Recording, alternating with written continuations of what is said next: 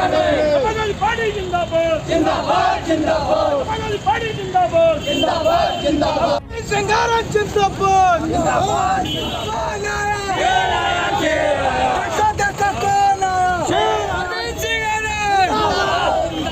खुशी होगी कि हम लोग अपना पर्चा दाखिल कर चुके हैं और हम लोगों को जरूर जो है यहाँ तक लेके आना था, यही कार्यक्रम था।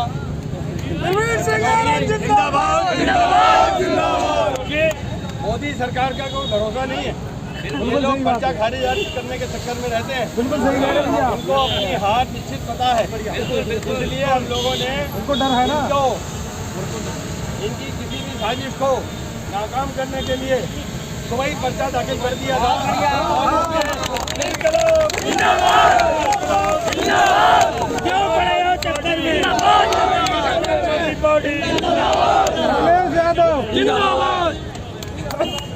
हर दो जुल्म की टक्कर पे संघर्ष हमारा नाम है।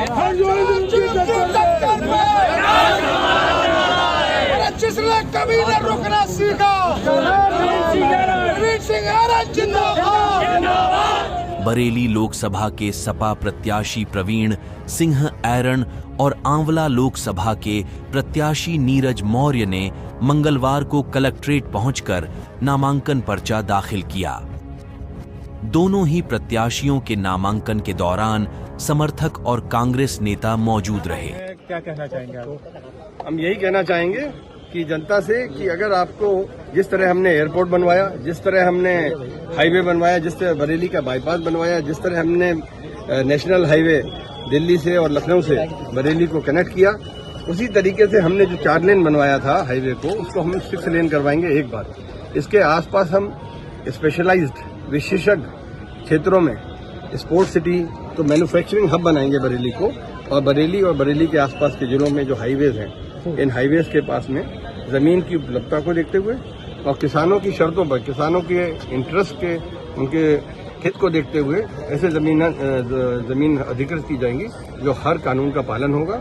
और उसके बाद यहाँ पर हम मैन्युफैक्चरिंग सेक्टर को बढ़ाएंगे ताकि हमारे नौजवानों को रोजगार मिले, और किसानों को वो जो हमारा ओरिजिनल कानून था, जिसमें कि भूमि अधिग्रहण कानून जो यूपीए के टाइम में पास हुआ था, उसकी मूल भावना के हिसाब से उनको मुआवजा मिले। रोजगार के मामले में जिला बहुत पिछड़ गया है, जो फैक्ट्री थी वो सब बंद हो चुकी है। क्या आप खुद जानते हैं कि भाजपा का कार्यकाल था, भाजपा के 8 बार के कार्यकाल में जिस तरीके से, उसमें तो माननीय तमाम प्रधानमंत्री, तो फैक्ट्रियां बंद होने के लिए एक व्यक्ति जिम्मेदार नहीं, ये तो पूरा शासन, उत्तर प्रदेश सरकार भी उनकी थी, केंद्र में सरकार भी उनकी थी, जिला पंचायत सदस्य जैसे आज और जिला पंचायत अध्यक्ष, महानगर महापौर सब उनके तब भी थे और आज भी हैं।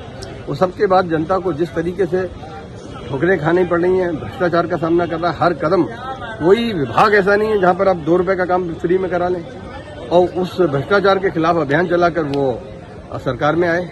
आज ये हालत है। भाजपा लगातार कह रही है कि जो काम हम बोलते हैं वो करते हैं, इसको लेकर क्या कहेंगे आप?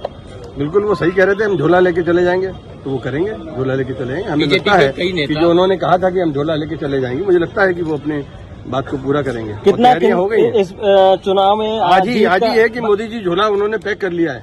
आज किसी मीडिया में, सोशल मीडिया में भी और मीडिया में भी देखा था कि मोदी जी ने झोला तैयार कर लिया, उसमें क्या क्या चीजें वो अभी जानकारी। भाजपा ये भी कह रही कि 400 पार करेंगे इस बार, क्या कहना?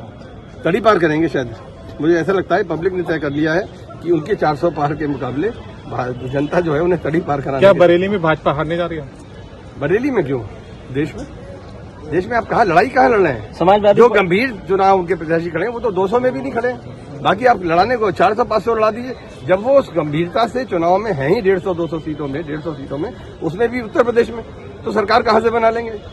बीजेपी फ्री राशन और कानून व्यवस्था के मुद्दे पर इन्होंने प्रचार कर रहे हैं अपना, क्या कहना चाहेंगे आप? फ्री राशन तो जनता का अधिकार है, और ये जो सरकार नहीं बनेगी वो तो राशन के साथ में और भी बहुत सारी कानून व्यवस्था को लेकर जो मासिक भत्ता है, जो वार्षिक भत्ता है, उसको भी जो मैनिफेस्टो है, चाहे वो इंडिया गठबंधन का हो, चाहे हमारे माननीय आदरणीय राष्ट्रीय अध्यक्ष अखिलेश यादव जी के नेतृत्व में जो समाजवादी पार्टी का मैनिफेस्टो जारी हुआ है, उसमें भी ये सारी व्यवस्थाएं हैं। और आप मान के चलिए जो नहीं भी हैं, तो एक सांसद अगर योग्य है, अगर वो सांसद अपने क्षेत्र की आवाज उठा सकता है, तो वो न सिर्फ क्षेत्र की उठाएगा बल्कि पूरे देश के हिसाब से भी। समाजवादी पार्टी और हम ये चीजें सुनिश्चित कराएंगे कि एक समुचित भत्ता पूरे देश में विशेषकर से महिलाओं को मिले।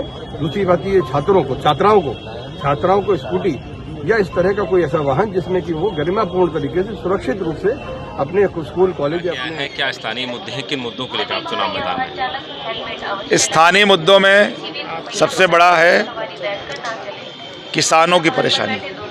अन्नदाता हमारा बहुत दुखी है, बहुत परेशान है, और अन्नदाता अपने बच्चों को पेट पालने के लिए, फसल को रखाने के लिए रात भर सर्द रातों में जब 3 डिग्री पारा होता है तो वो खेत की मेड़ पे खड़ा होता है। हम गांव में जा रहे हैं तो महिलाएं मुझसे कह रही हैं कि हम इस बार साइकिल का बटन दबाएंगे, आप हमको ऐसी व्यवस्था देना कि हमारे लोग, हमारे परिवार के मुखिया रात में घर में सोएं। और गाय माता भी बहुत दुखी है। गाय माता इतना दुखी है कि वो तड़प तड़प के मर रही है। और ये भाजपा वाले कहते थे हम गौ रक्षा करेंगे, कोई देखने नहीं जा रहा है, कोई सुनने वाला नहीं है। गाय माता परेशान है, मर रही है। सबसे बड़ा स्थानीय मुद्दा है हमारे नौजवानों को नौकरियां नहीं मिल रही। आपने देखा कि लगभग 60,000 नौकरियां निकली थी कांस्टेबल की। 60 लाख फार्म भरे लोगों ने। क्या महंगाई, क्या है बेरोजगारी दर, तो रोजगार वो भी परेशान है। महंगाई का ये आलम है कि हर गरीब आदमी 2 वक्त का सही भोजन नहीं कर पा रहा है। आज भी गांव में 50% से ज़्यादा बच्चे कुपोषण का शिकार हैं।